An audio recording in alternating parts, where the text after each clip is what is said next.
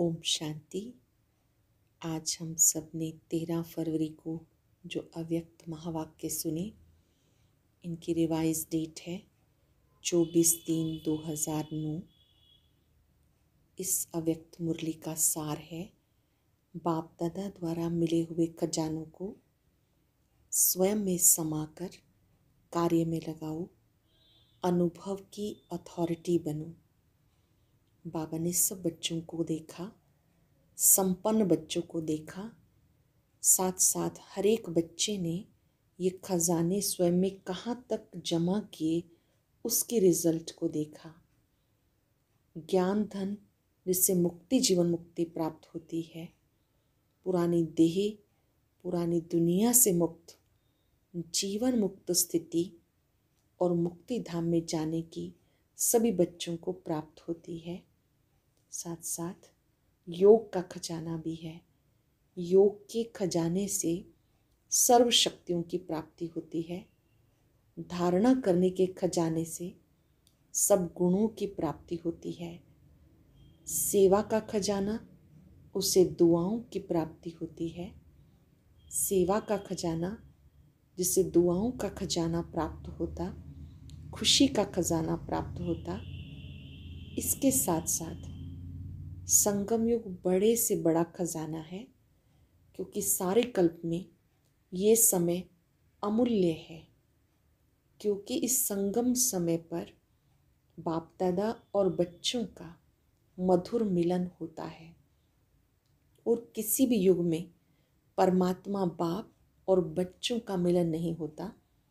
संगम समय पर ही बाप दादा के द्वारा सर्व खजाने प्राप्त होते हैं। खजाना जमा होने का समय संगम युग ही है, और किसी भी युग में जमा का खाता जमा करने की बैंक ही नहीं है। सिर्फ एक संगम युग है, इसमें हम जितने चाहे खजाने जमा कर सकते हैं। इस एक जन्म में अनेक जन्मों के लिए खजाना जमा कर सकते हैं।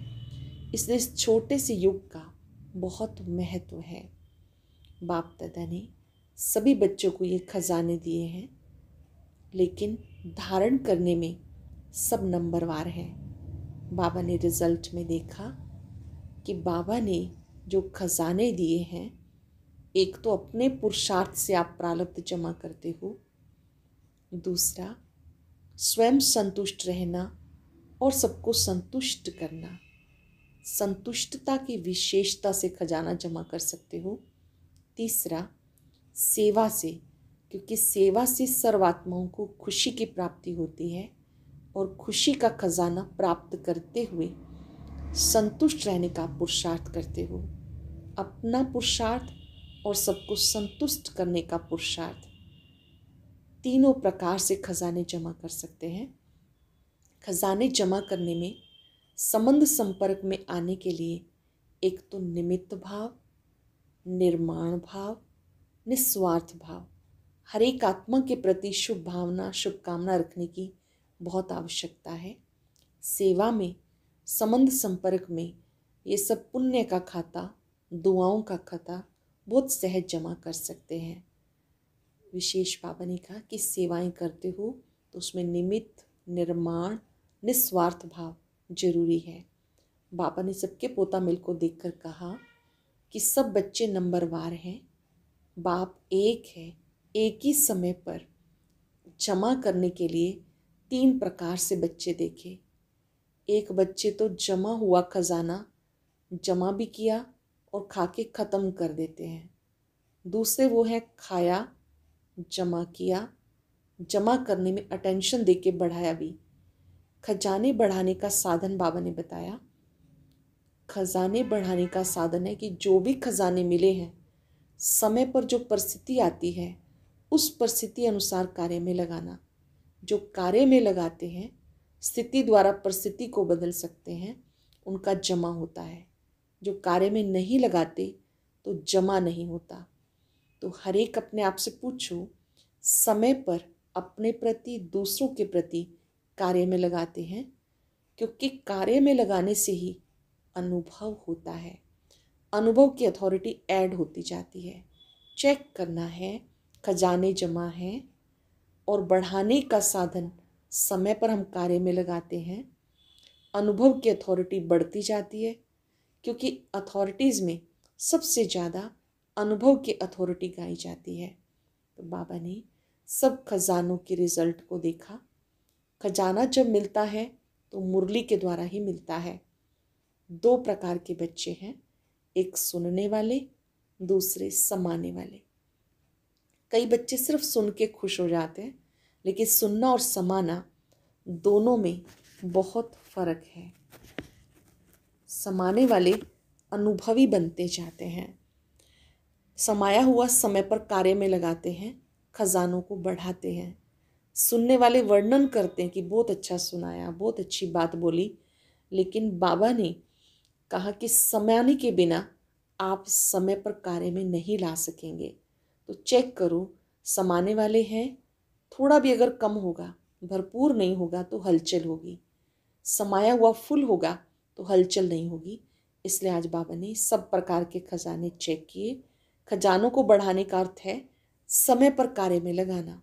जितना कार्य में लगाते हैं खजाने बढ़ते जाते हैं। जो भी खजाना है, खजाने का मालिक खजाने को कार्य में लगाता है। खजाना अपने को कार्य में नहीं लगाता, मालिक खजाने को कार्य में लगाता है। तो आप सभी को सर्व खजाने बाबा ने वर्षे में दिए हैं। बाप के खजाने को अपना खजाना बनाना, ये हर एक को अपना अटेंशन देना है, क्योंकि जितना खजाना भरपूर होगा उतना ही भरपूर अवस्था में अचल अडोल रहेंगे। बाप दादा चाहते हैं एक एक बच्चा संपन्न हो, क्योंकि ये चांस बाप द्वारा अविनाशी खाता जमा होना सिर्फ अभी ही मिलता है। इसलिए कहा है अब नहीं तो कभी नहीं। संगम के समय के लिए ही गायन है, भविष्य में तो जो जमा किया है उसका फल प्राप्त करेंगे। प्राप्ति का समय अब है, तो हर एक को अपना खाता देखना है। जिसका जितना भंडारा भरपूर होगा उसके नैनों से, चलन से, चेहरे से मालूम होगा, उसकी चलन और चेहरा ऐसा लगेगा जैसे खिला हुआ गुलाब का पुष्प। बाप दादा हर एक के चलन और चेहरे से देखते हैं कितना हर्षित, कितना खुश मिजाज रहते हैं। नैनों से रूहानियत, चेहरे से मुस्कुराहट, कर्म से हर एक गुण सबको अनुभव होते हैं। तो हर एक अपने आप को चेक करे। बाप दादा की हर बच्चे में शुभ भावना है कि हर एक बच्चा संपन्न बने। विश्व की सब आत्माएं आध्यात्मिक शक्ति चाहती हैं। आध्यात्मिक शक्ति के दाता आप ब्राह्मण आत्माएं हो, क्योंकि आप होलीएस्ट, हाईएस्ट, रिचेस्ट हो। होलीएस्ट भी सब आत्माओं से ज़्यादा आप हो। आप आत्माओं की ही पूजा विधि पूर्वक होती है और किसी की नहीं। अभी लास्ट जन्म में भी आप आत्माओं की पूजा कोई भी धर्म पिता व महान आत्माएं जो निमित्त बने हैं उनकी नहीं है। विधि पूर्वक पूजा आपकी होती है। आप जैसा खजाना रिचेस्ट इन द वर्ल्ड, आप ब्राह्मण आत्माओं का एक जन्म का खजाना 21 जन्म चलना है, क्योंकि बाप द्वारा वर्षे में मिला है। तो जैसे बाप अविनाशी, बाप द्वारा मिले हुए खजाने भी अविनाशी। इसलिए richest in the world, holiest in the world, ऐसे अपने को सेवाधारी समझते हो। आज के समय के अनुसार विश्व को खुशी, शक्ति, स्नेह की आवश्यकता है। आत्मिक स्नेह चाहते हैं, लेकिन आप ब्राह्मण आत्माएं समय के अनुसार दाता बनो। मन से शक्तियाँ दो, वाचा से ज्ञान दो, कर्म से गुण दान दो। ब्रह्मा बाप ने अंत में 3 शब्द बच्चों को सौगात में दिए। वो 3 शब्द हैं मनसा द्वारा निराकारी, वाचा द्वारा निरंकारी, कर्मणा द्वारा निर्विकारी। इन्हें सेवा में लगाना है। अभी विश्व को आपकी शक्ति द्वारा थोड़ा सा दिल का आनंद, सुख की प्राप्ति सब निराश है। उसके लिए बाबा ने कहा आप आशाओं के सितारे हो। बाप दादा सब बच्चों को आशाओं के सितारे देखते हैं, सिर्फ उम्मीदों के सितारे नहीं, आशाएं पूर्ण करने वाले। फिर बाबा ने कहा बाबा के स्नेही बनो। सबसे सहज पुरुषार्थ है स्नेही बनना। स्नेही बनने से मेहनत से मुक्त हो जाएंगे। अपने को सदा स्नेह के सागर में समाये हुए, डुबकी लगाने वाले नहीं, समाये हुए। स्नेह के सागर में समाये हुए जो हैं, बाबा ने उनसे हाथ उठवाया और बाबा ने पक्का कराया कि इस समय आपको सदा बाबा के स्नेह में समाये रहना है। एक एक आत्मा अनेक बार स्नेही बनी, अभी भी बनी है, कल्प कल्प बनेगी। आप ऐसी अधिकारी हो, कभी भी स्वस्थिति को नीचे ऊपर नहीं होने देना। फिर बाबा ने ड्रिल के लिए कहा, आप बच्चों को ये ड्रिल करते रहना है। अभी अभी ब्राह्मण, अभी अभी फरिश्ता और देवता, क्योंकि जब फरिश्ता बनेंगे तब देवता बनेंगे। ये 3 रूप पक्के करने हैं, कभी ब्राह्मण की ड्रेस, कभी फरिश्ता की, कभी देवता की। इन तीनों रूप से त्रिकालदर्शी की सीट पर बैठकर साक्षी होकर कर्म करते रहेंगे। इस तरह से बाबा ने इस रूहानी ड्रिल का महत्व बताया और सबको नो प्रॉब्लम का ताज पहनाया। हर एक बच्चे को नो प्रॉब्लम बन के रहना है, मैं किसी के लिए समस्या ना बनूं।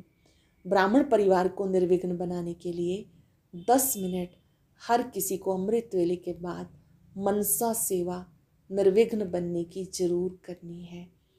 हम इन खजानों को अनुभव में लाते हुए अनुभव की अथॉरिटी बनेंगे। प्रतिदिन ये रूहानी ड्रिल करेंगे। अभी अभी ब्राह्मण, अभी अभी फरिश्ता, अभी अभी देवता, अनुभव की अथॉरिटी बन इन खजानों को कार्य में लगाएंगे। ओम शांति। और अब एक छोटी सी वीडियो, गृहस्थ में रहने वाले सभी भाई बहन इसे जरूर देखें।